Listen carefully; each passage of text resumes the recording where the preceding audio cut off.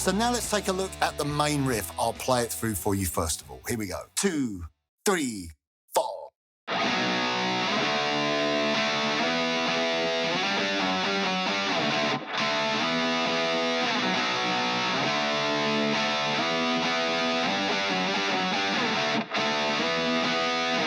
So we're going to play the B5, well, we're going to play all of the power chords, should I say, with the root note on the A string and the fifth on the D string. So we're just playing a 2-finger, 2-string power chord. So we play B5, up to a D5, and then we restrike D5 and slide up to E5,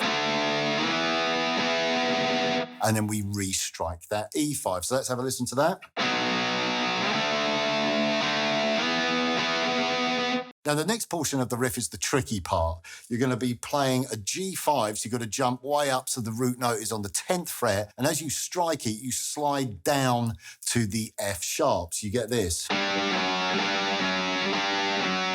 And then we drop down to the D5, and then we restrike again and slide up, and then restrike the E5. You know, you've got to hold the chord, but you've also got to have enough movement with the hand to achieve those slides.